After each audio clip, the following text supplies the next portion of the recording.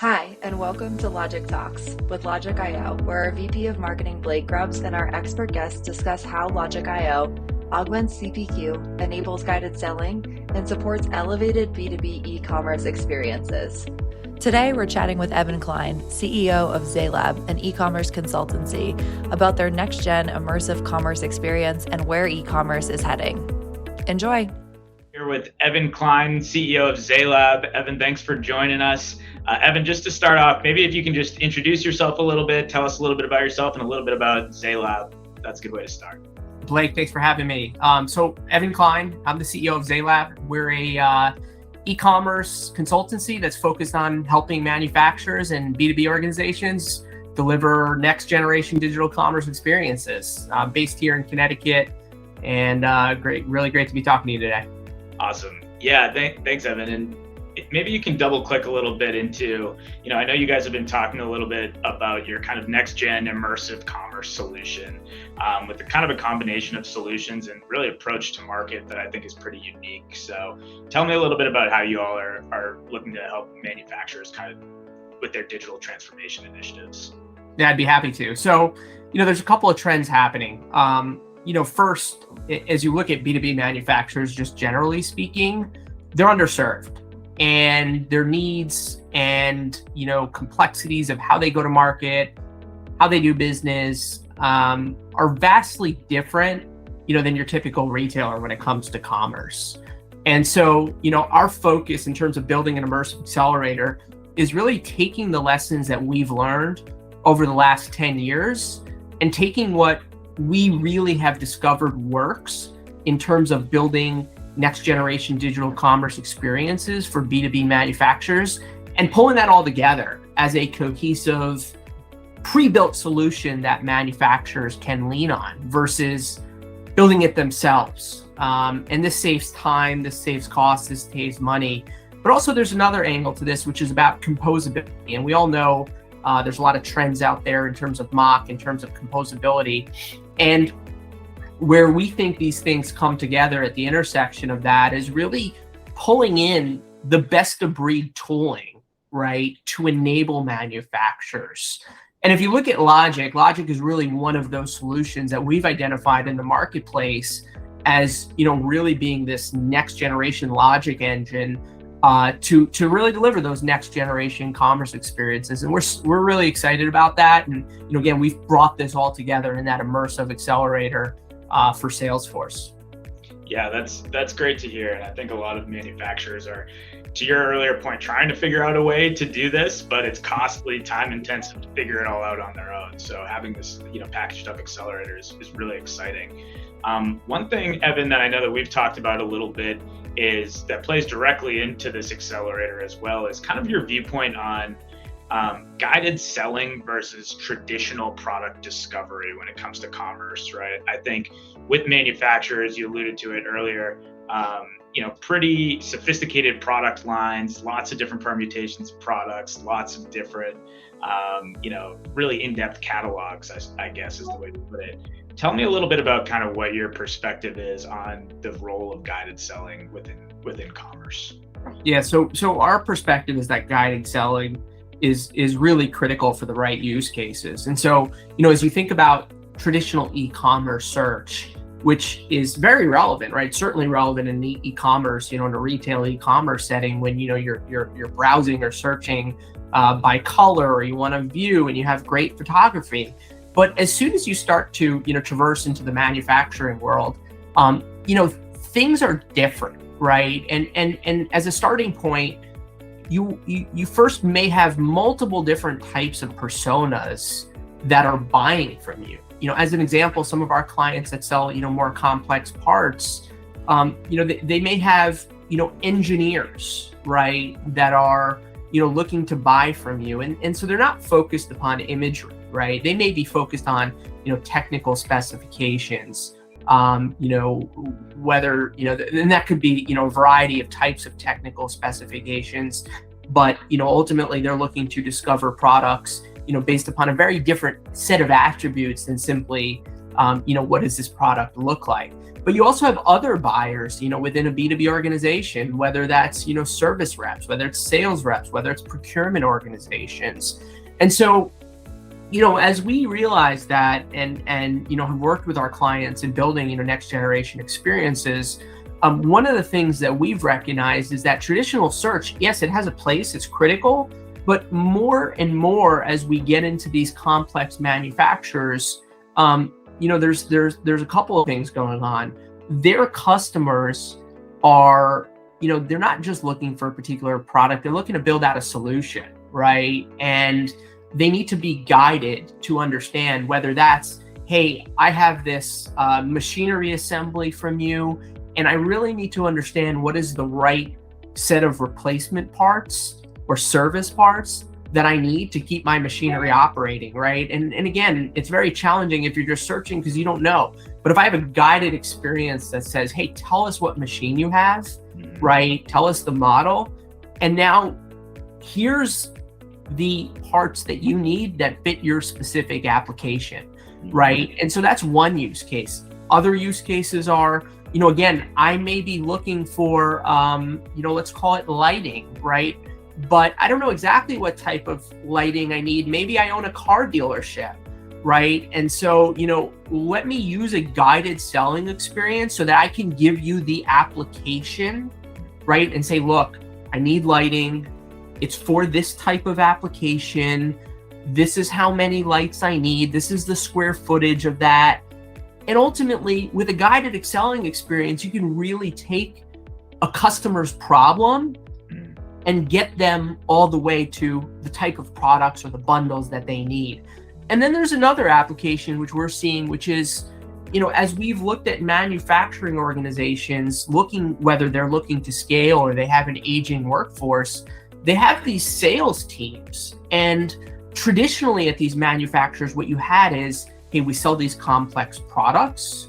Customers would call Joe or Susie within their engineering or product sales departments, and Joe or Susie had this deep, intimate knowledge of those products. And they can say, you know what, I know exactly what you need.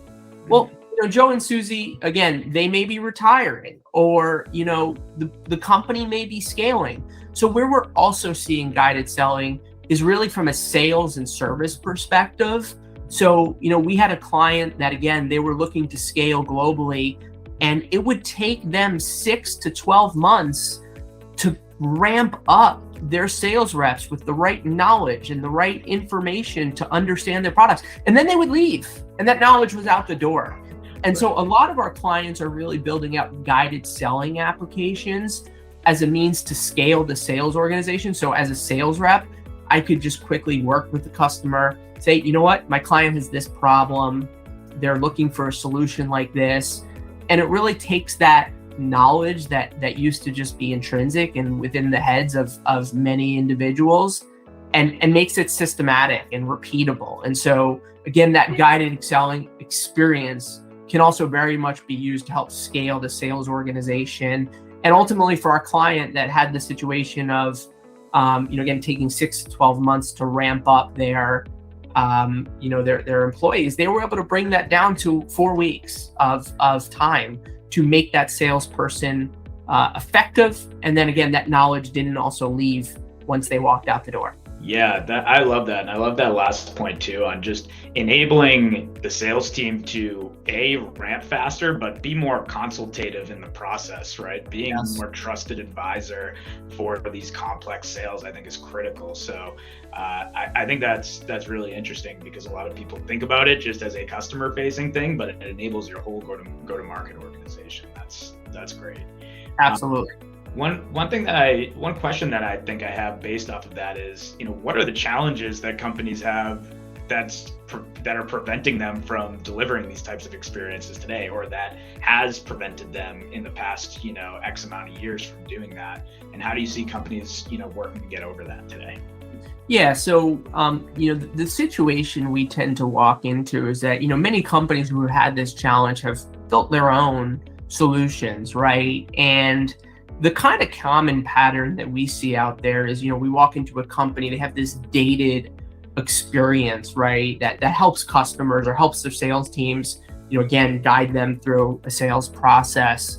But the challenge that they have is they've built these things with, developers, and it's hard coded. And so it's not scalable.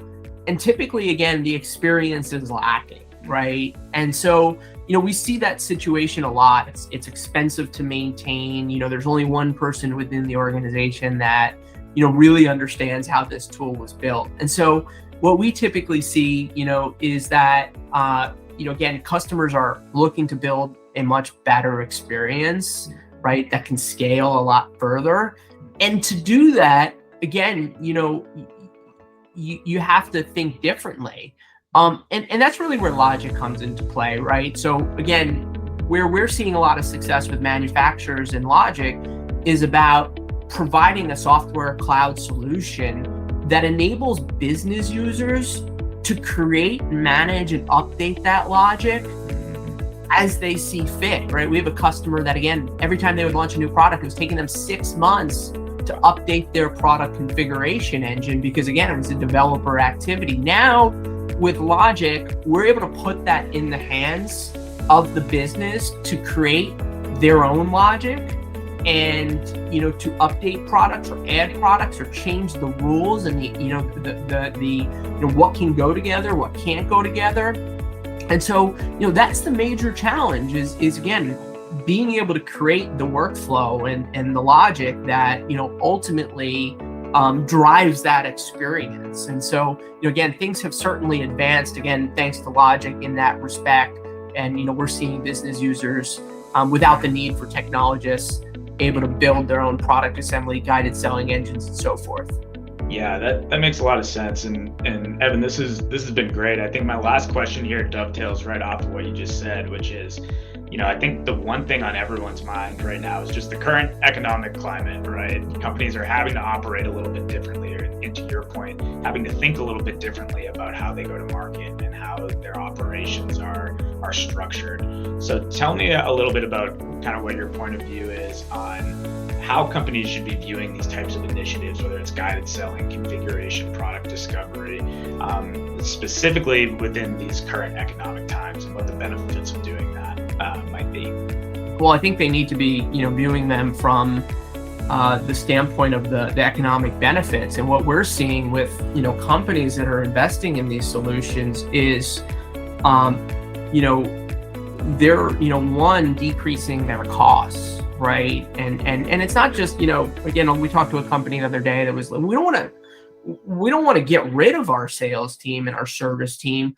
We just want them to focus on more value-added activities. And so, from an economic standpoint, what we're seeing is companies that do adopt these commerce and related technologies to drive their sales, service, and customer experiences, they're able to really, again, reduce and increase, the efficiency of their team and really, relocate the costs that they're spending to, create orders or, create these, or spend the time on the phone with these customers to explain things that, could be built in as part of a digital experience. So first off, again, they're more efficient. They're utilizing that time to enable their sales teams to do more outbound activities and more selling activities as opposed to order taking activities. And then also, again, what we're seeing is that companies that invest here and build, winning experiences, they're becoming, leaders in their industry, and the industry starts to talk and everybody says, hey, are you using X, Y, and Z's, new commerce portal? And that drives revenue, right? And it drives, leadership within a market. So again, we're seeing the benefits across the board. It's revenue growth, right? It's efficiency, and also it's scalability, right? Especially for organizations that are looking to grow, whether that's, regional or product or other expansion, it enables them to scale the organization in ways that were simply not possible without it. Mm-hmm. Yeah, that makes a lot of sense, and love your outlook on this. I think it's innovative and going to make a big difference for a lot of these companies. So, Evan, thank you so much for joining me here. Really appreciate it. Thank you, Blake.